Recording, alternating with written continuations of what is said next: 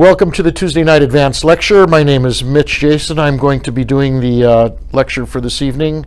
We're going to be covering a Sicilian Dragon opening that was played by Viktor Korchnoi against Anatoly Karpov in the Candidates Tournament in 1974. The two of them are vying for the right to meet and possibly beat Bobby Fischer in the 1975 World Championship match. At the time in 1974, Bobby was the world champion, and he continued to reign that way for another year or so until he decided not to show up and face Karpov in 1975. But this was to find out if, in fact, it would be Korchnoi or Karpov playing against Bobby in 1975. Karpov is white, Korchnoi is black, and Karpov started with e4. Now, the king's pawn opening allows the bishop to be developed, the queen to be developed, sits on one of the four center squares, and it controls a center square. Okay? So king's pawn openings, though, are usually characterized by a lot of fireworks. If you're looking for a knockout punch, if you want to use the analogy of a heavyweight boxing match, somebody's going to get knocked out with this opening. It ain't going to go 15 rounds. Nobody's going to slowly inch a pawn down, become a queen in endgame, and win. Okay? Something's going to happen somewhere around mid-game, late mid-game, and somebody's going to win in that way, usually with the king's pawn opening. Okay? So Korchnoi decided to play c5, which is the Sicilian Defense. Now, according to Yasser Seirawan, who's analyzing this game in his book Brilliancies, the Sicilian Defense, according to Seirawan, is a rather new defense. Now, over in 1974, especially, it had only been about 150 years old, but in the last 30 years, c5 has been played against e4 more than any other black response, and that includes e5, which is the Roy Lopez, e6, which is the French, okay, d6, which is the Perk, or knight f6, which is the Alekhine.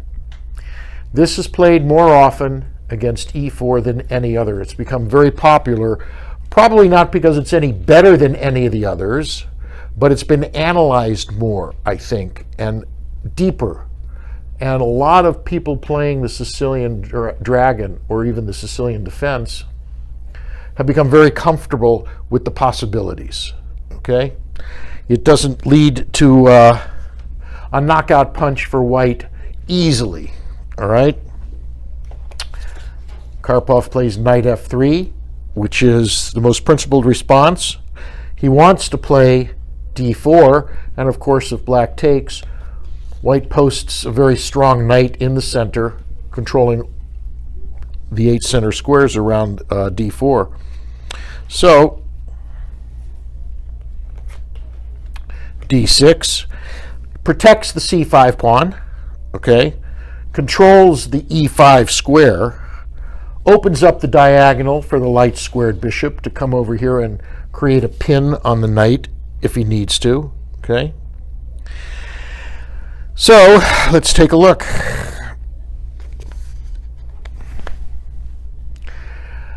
More than any other, now there's a local grandmaster by the name of Melik Kachian who likes to play bishop b5 check right away. And of course, black's responses are limited. He certainly can't block with the queen. If he does, he has to give up chess. You can block with bishop, which is okay. It would have been an even trade, bishop for bishop. The problem is this bishop will have moved twice, where this bishop will have only moved once, and white is sort of giving up a tempo. And since he has the first tempo of the game, why give it back without a fight? You know, at least make black earn it if he's going to get it back. And of course, black can block knight d7 or knight c6. And what happens is the main lines of the Sicilian are thrown out of whack, and then you're sort of playing normal positional, everyday chess, which is what's the principle that governs this move, what's the principle that governs that move, okay? Remember, you want to keep your pawns in the center. So Karpov plays d4, which attacks the c5 pawn, puts 2 pawns in the center, controls just about all 4 center squares. So it's a very strong opening. Also, you can see immediately what it's done is this bishop had scope before. Now this bishop has scope. So both of white's bishops have unlimited diagonals without any obstruction whatsoever. This dark squared bishop hasn't come into the game yet, and it's still locked up. So the only active piece really is the light squared bishop and perhaps the queen up to a5 on that diagonal.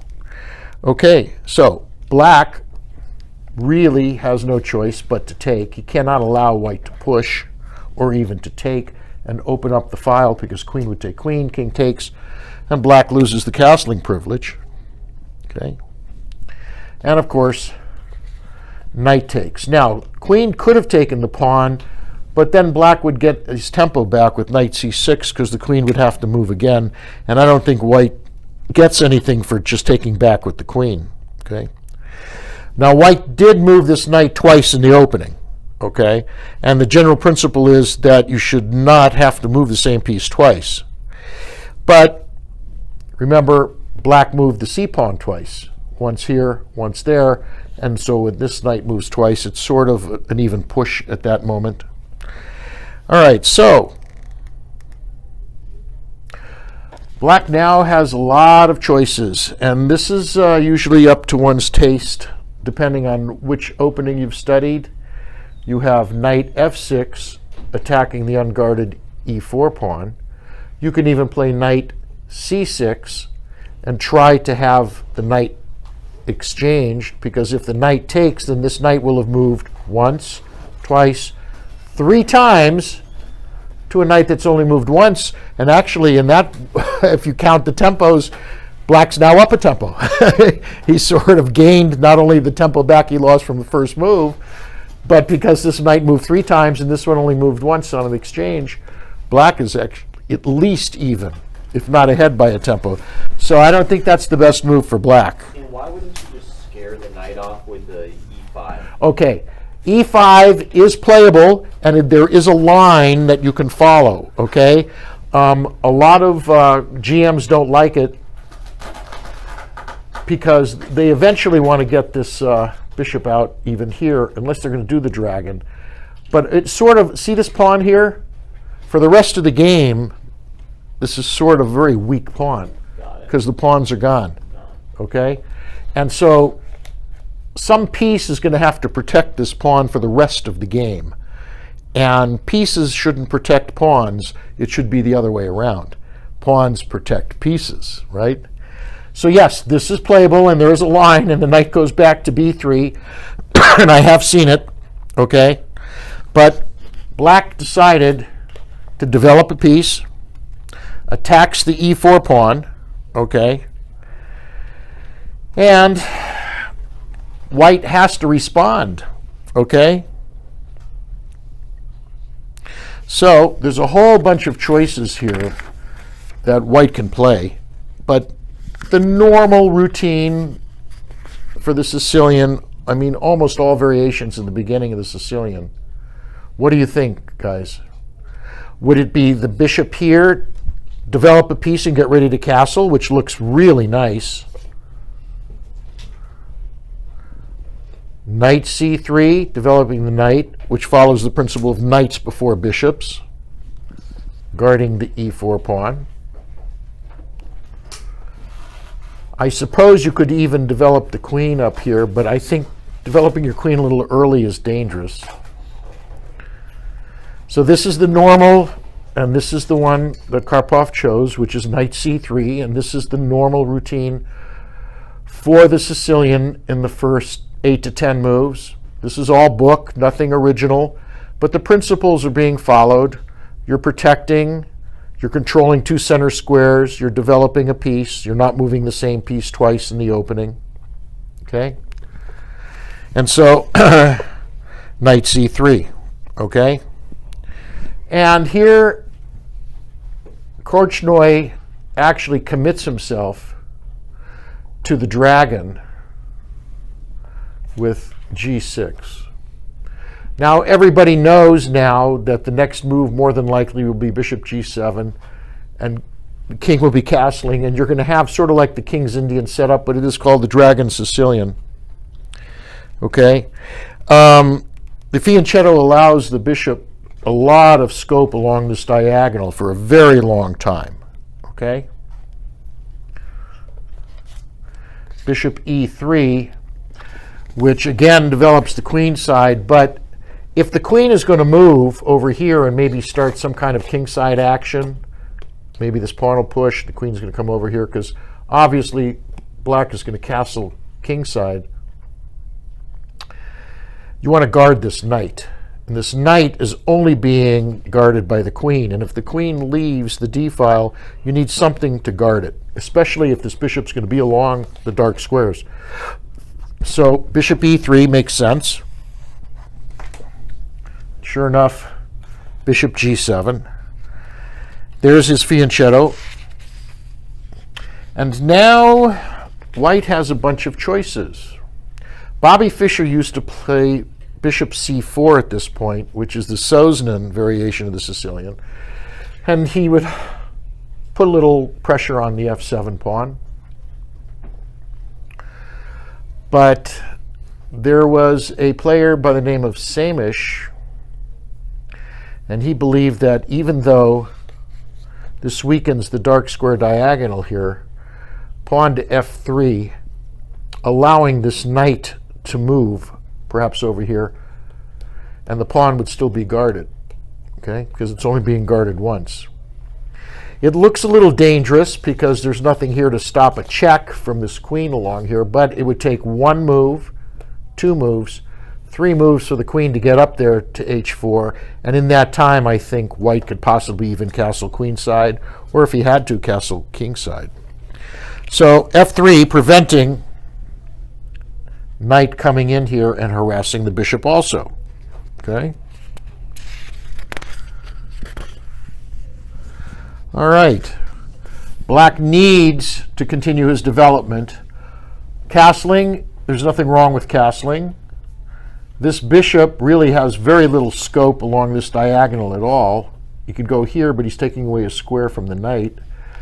So knights before bishops. Korchnoi, as naturally as can be, black continues his development. The d4 knight is very powerful here, so he doesn't mind trading this off. He'd love to have white take this.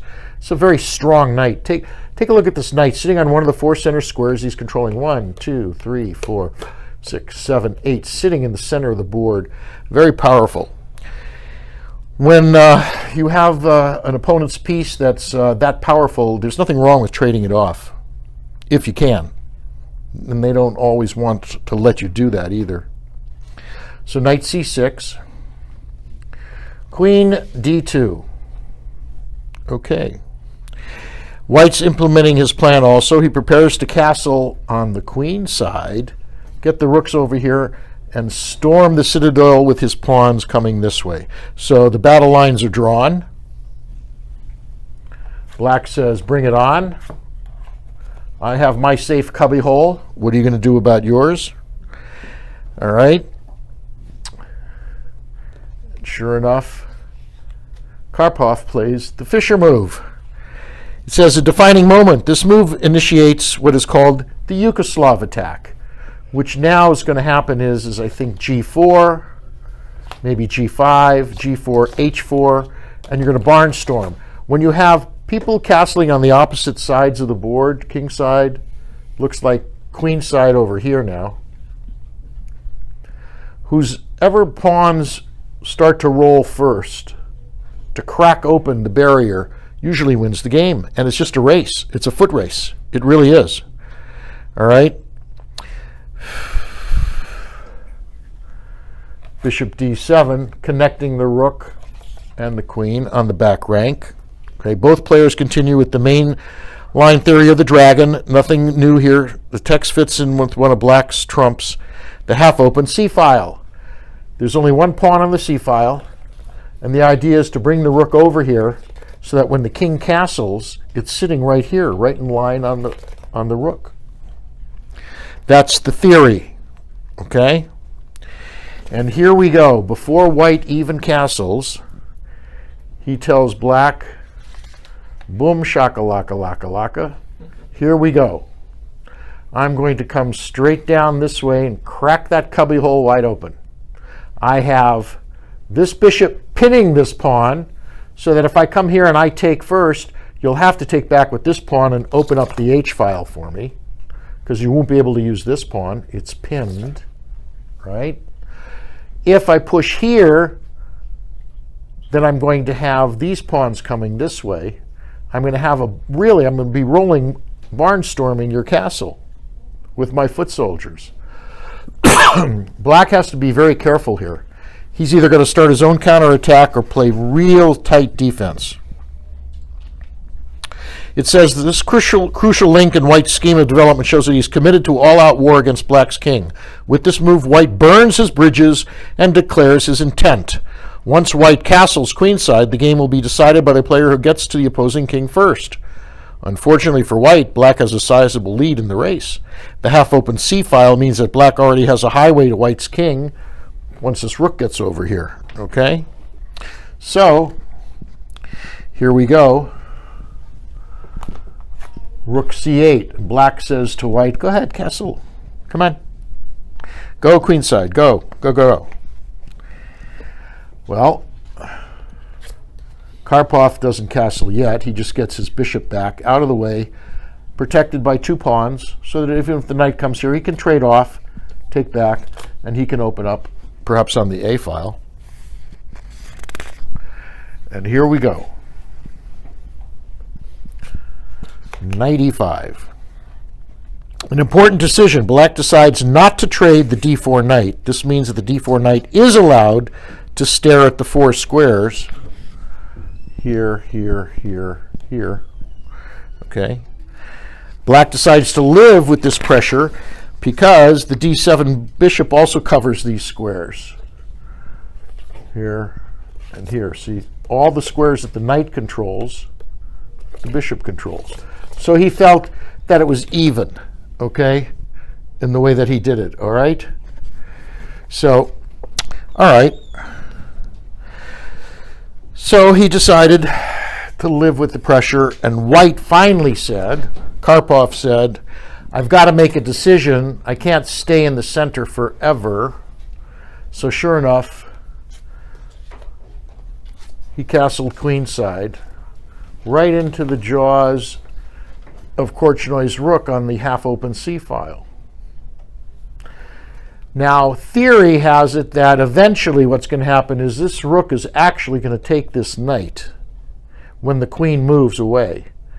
And the pawn will take, which opens up the b file, and can the queen come over and exploit the problem with the dark squares being weak around the king. Now remember, Black is going to give up a 5-point rook for a 3-point knight. All right? But that's all theory. It happens all the time in this particular variation of the Sicilian dragon. This is not new. Okay? This is the idea behind it. The timing is crucial. Okay? Because if you're going to give up a rook for a knight, you'd better have the goods. Otherwise, you're going to be in very serious trouble. Okay? So after White castles queenside,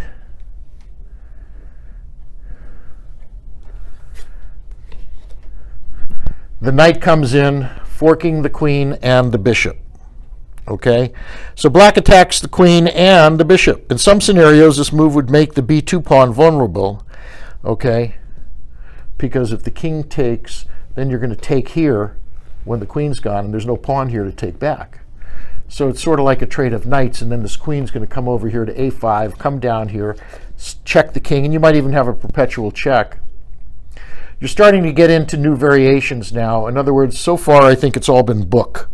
That's only the 12th move of the variation. Some Sicilian variations are going 18 to 20 moves now, all book, where everybody's real happy because they know the line. There's no novelty until like the 20th move, all right? Now with the computers, what's happening is that the computer all of a sudden will say, you know, nobody's ever tried this move before. Let's see what happens 8 moves later. So on the 21st move, somebody tries a knight sacrifice, the king has to come out, and for 8 moves they'll play around with it, and they'll say, oh my goodness, you get your knight back on the 7th move of that variation, and the king's exposed. Yeah, let's try that in the next tournament. And that becomes the novelty, and everything happens that way, okay? And that's where you get novelties from. All right, so right now we're still doing the same old from this particular variation of the Sicilian. Nothing new yet. It's about to take place, though. Really, white has no choice because he doesn't want to lose this dark squared bishop. He certainly can move the queen away, okay?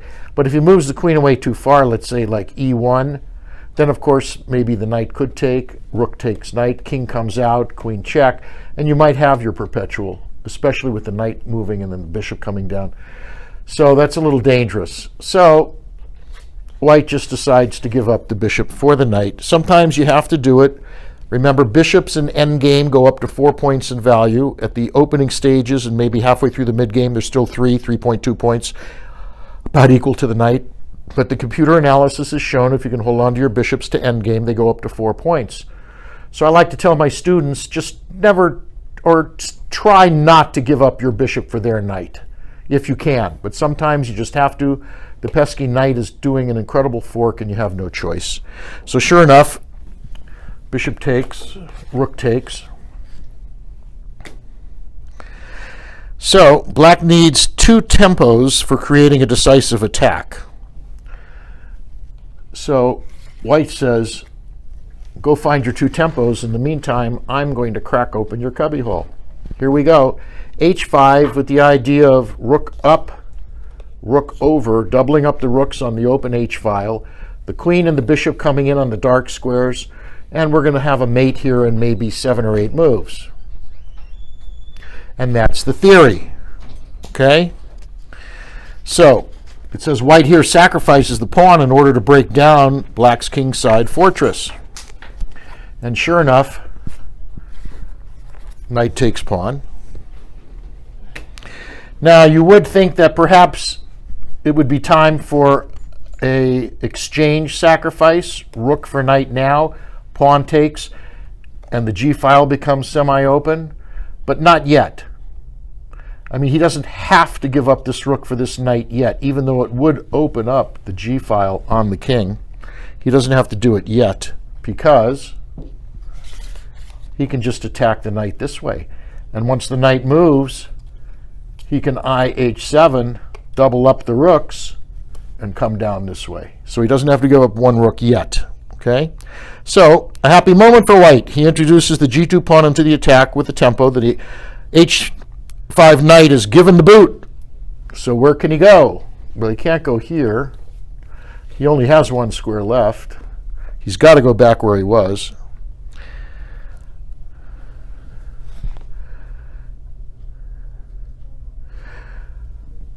Knight on d to e2. What is Karpov doing? Trying to get this knight over here to add a little more fuel to the fire here, or is he going to come here and sacrifice himself and take the g6 pawn? And if this opens up, the rook can come down and sacrifice itself. Maybe trying to get the bishop to d4. The bishop to d4 to trade off here this way?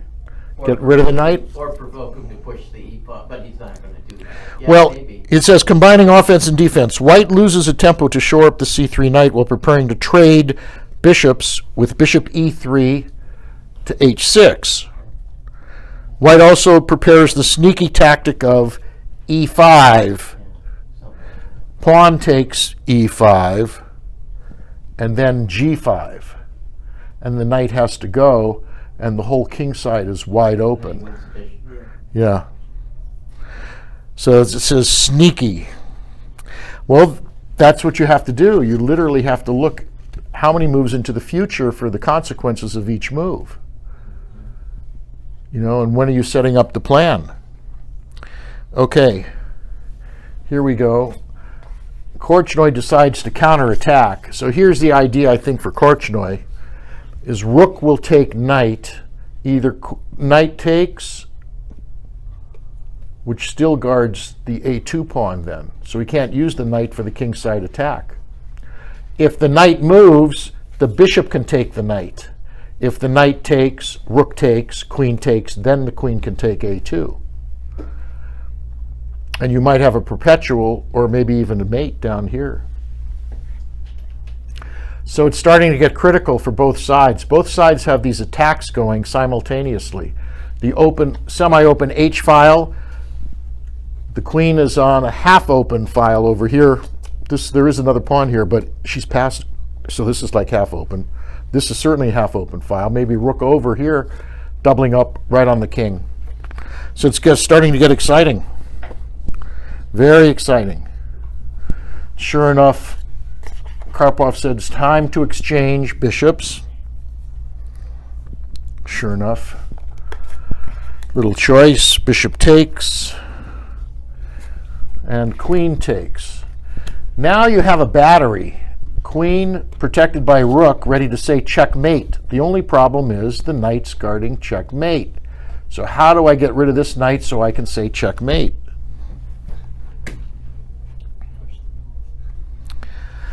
Well, according to Sarawan, this next move starts the mid-game. We have completed the opening. It says, white introduces the lady and threatens a standard victory with knight on c3 to d5, which forces the knight away, and then you can take. Rook on f to c8, my idea of doubling up. Okay.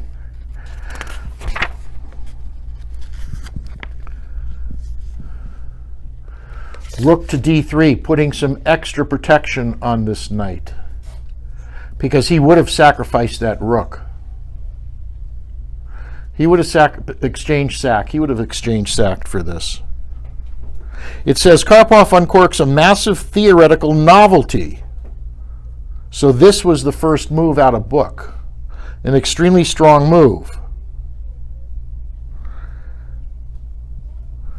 Rook on 4 to c5 with the question mark. Black loses brilliantly. This single misstep is the only mistake of the game. It demonstrates the intense, keen-edged nature of the position and that of the king-pawn openings in general.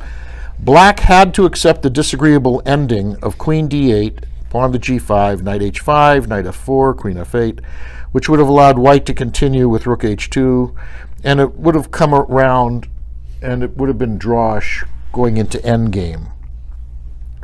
But after this move, Karpov comes up with his own brilliancy.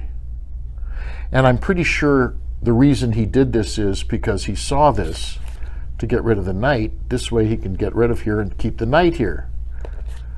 But Karpov plays g5 anyway. Why didn't you play that before you moved the rook up? He just goes knight h5. Because then he comes here and he blocks this.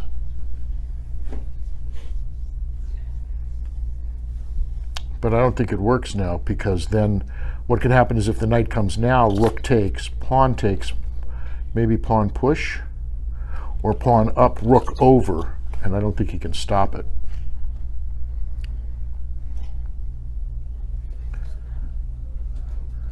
Okay, so where's the knight going to go? It says a brilliant shot from out of the blue, and that's what I call them, bolts from the blue. Moves that you just can't anticipate. It says black's last move was specifically designed to stop this pawn push, but white carries it out anyway, because white tries to lure black's c5 rook off the c file and onto the vulnerable g5 square. He's probably going to push and attack it again. So sure enough, rook takes.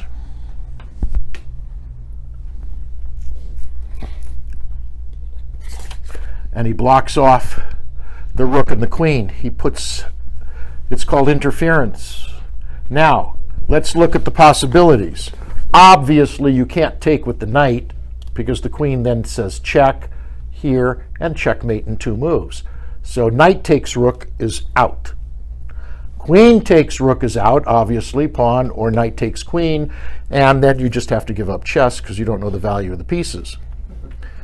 So that leaves rook takes rook. What happens if rook takes rook?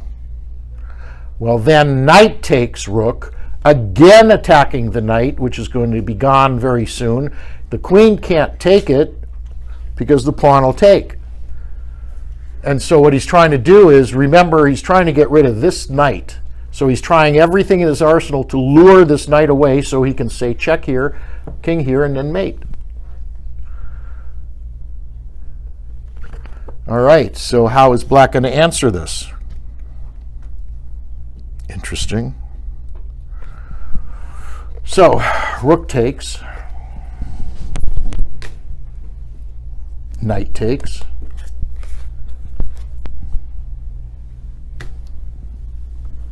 rook back to e8.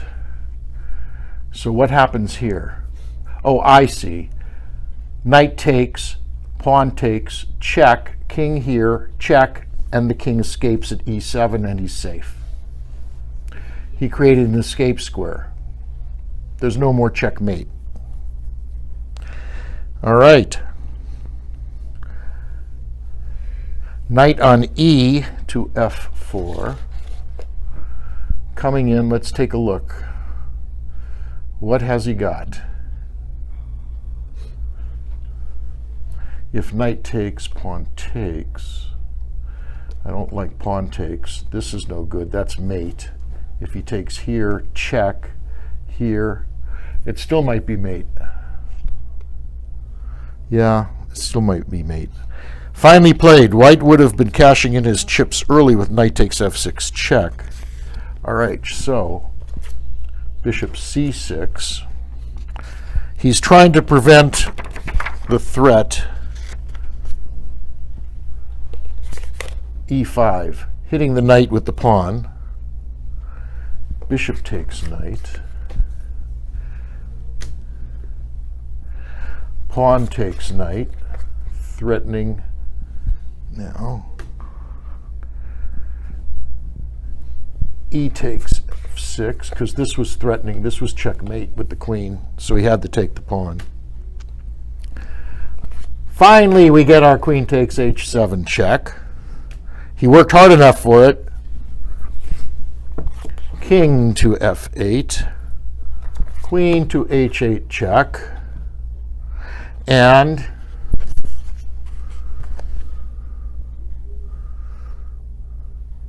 black resigns because king finally comes out.